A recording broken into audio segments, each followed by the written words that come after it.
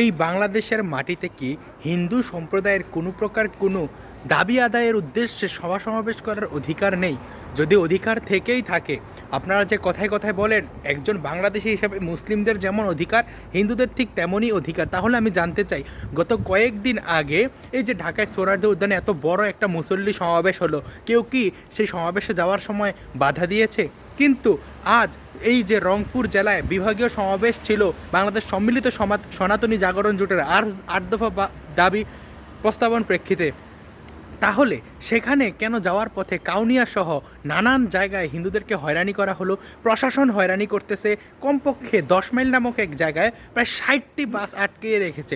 সে মাহিগঞ্জ যেই degree college সেটা ইতিমধ্যেই জনসমুদ্রে রূপান্তরিত হয়েছে।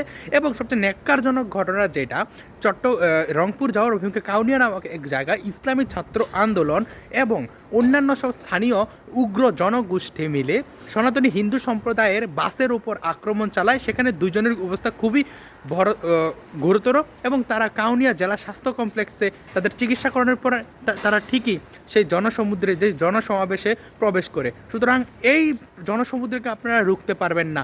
অস্তিত্ব আদায়ের প্রশ্নে কোনো আপোষ হবে না। আর আপনাদের এই ন্যাক্কারজনক ঘটনাগুলোর বিচার উপরওয়ালার কাছে থাকলো। যদি সৃষ্টিকর্তা সত্য হয়ে থাকে, আমার ভাইদের এই রক্তের দাম আপনাদেরকে শোধ করতে হবে।